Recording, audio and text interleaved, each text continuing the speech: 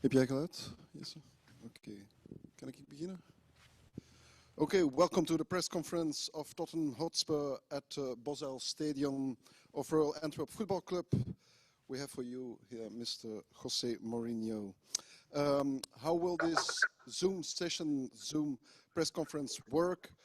It will last for only or maximum 15 minutes. You're all muted now. If you hear your name, Simon will address you. If you hear your name, you will be unmuted, and then you can ask your question. You can raise your hand, not physically, but via the button on your screen. I hope you can see that. Okay, before I hand over the mic to Simon, I have the privilege to have the first question myself. My pleasure. Mr. Mourinho, welcome at Antwerp. What do you know of this Antwerp team and what do you expect of tomorrow's game? First of all, I know that my old friend Luciano D'Onofrio is a very important person here, and I'm so happy to meet him hopefully tomorrow, and it's quite an honor to play against his team. What do I know about the team? Since we got in the draw, that I am studying my opponents with my assistants, with my analysts, and of course I watched as many possible matches from Antwerp. I have a good feeling when I watch a team. I have a good feeling immediately about the coach level, and even without knowing personally the coach Lecco, I can say immediately that he has to be a good coach for the way the team plays and for the way the team is organized. If they don't change, they play with 5 in the back, but an offensive 5, 3 plus 2 offensive wing backs. The right one is the Japanese left-footed boy, of course very creative. On the left side, a powerful, fast, strong left-footed. Then a good structure in midfield, then in attack, a good mixture of the power and the experience of Bocani, and the intelligence, the movement, the fielding of Refalov. Physical team, aggressive team, powerful in set pieces. I would say probably our most difficult opponent in this group phase. So being this the second match where we both have 3 points is probably a very important match for both. Okay, thank you. I will hand over the mic to my colleague Simon. If Simon tells your name or says your name, you can ask your question. Okay, thank you very much. We will start with Gary Cottrell from Sky Sports. Just a reminder that after this, we will have Toby Alderweireld joining for the second part of the press conference. Gary, do you want to ask the first question, please? Yeah, thanks, Simon. Hello, Jose. Is there anything you can tell us about your starting lineup? Anything you want to tell us, can tell us, will tell us? You know, I'm going to make some changes in relation to the last match, but that doesn't mean that my team is not as strong as it was, because I don't change because of I think Europa League is not important, or I think Antwerp is not strong enough to give us a big fight. I change knowing that the match is going to be difficult and knowing that the Europa League is also an important competition. I change because my squad allows me to do it. Of course, it's not a change of 11 players. It's a mixture of that. Because we played Monday very late night, and we play again Sunday afternoon, and we need to do this little rotation. And at the same time, because every time I don't play a player, especially this season with the way everybody is working, I feel very hurted. I feel very sorry because everybody is working very hard to play. So it's not possible for me to play a player match after match after match after match and to leave somebody out for 1, 2, 3, 4 weeks. So basically it's going to be that. But of course Tottenham with a very strong team. We left Dyer behind because he comes from a muscular injury in the national team. So to play Monday night would be a risk. To play him here, he's not coming. And Tanguy Ndombele is not also coming because he felt a little bit. And of course we are not going to risk when we have other options. So we have other options for centre back, and we have also other options for the position Tanguy is playing. These are the only 2 players that stay behind. Apart of that, everybody's coming. So maybe rest Harry, rest Sonny. Will Gareth start, for example? You are asking too many questions, eh? Yeah, but you are asking questions about football, which is the important thing. I prefer to tell you a couple of guys that are playing and not the ones that are not playing. Bale is playing, and we all have not just a feeling, but also the data that Bale is arriving. He's working very hard. He is being quite a great example for everybody.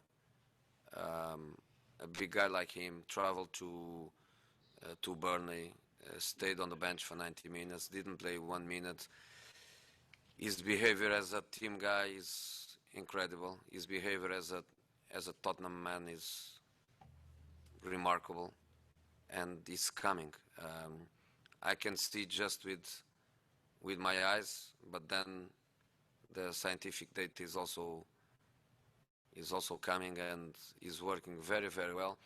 He's improving a lot, and I think tomorrow we can see already Gareth at a good level, and hopefully he can fly because he's working very, very hard.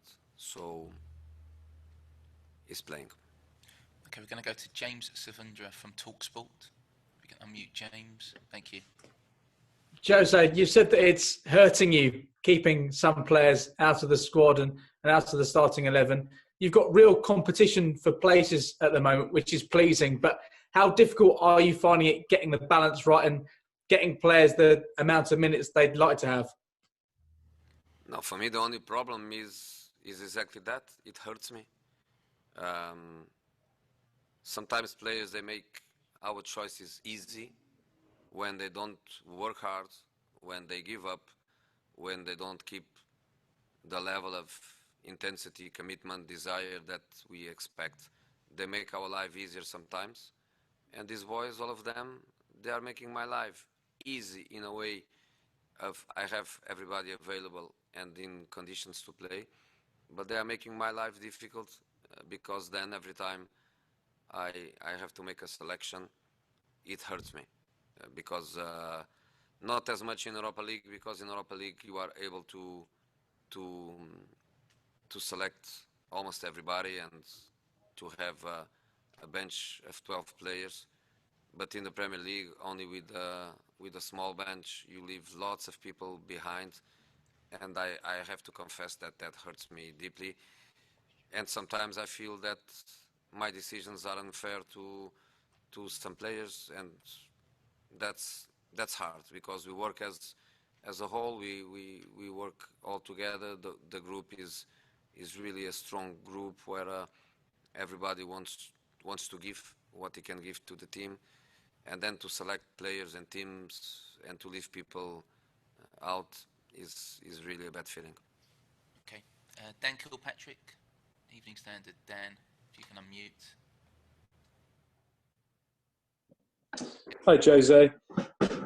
It was announced today that Sonny has new representation. He now shares an agency with you. I just wondered if you spoke to him about that before he made that decision, and whether that could impact contract talks.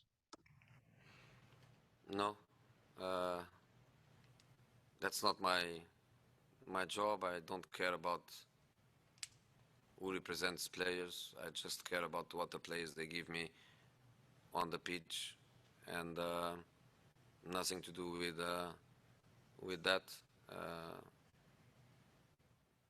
So Sony agency represents me on my image rights, on my commercial work outside my football job, and that's it. Nothing more than that. The majority of my players, I don't even know who the agents are.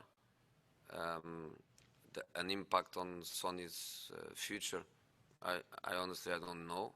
I can only say that probably at the commercial level will be a big impact because it's a worldwide, very, very important agency. In relation to his contract, I'm not worried about it. He has 3 years of contract. Great relation between Mr. Levy and people that represents him. I believe that sooner or later that will be resolved. But again, I say I don't see any problem on that because he's a player with 3 years of contract, and in so many clubs there are huge problems to resolve with players that they hand their contracts in a few months. 3 years is a long time. Okay, we go to George Cummins from BBC Radio 5 Live. George.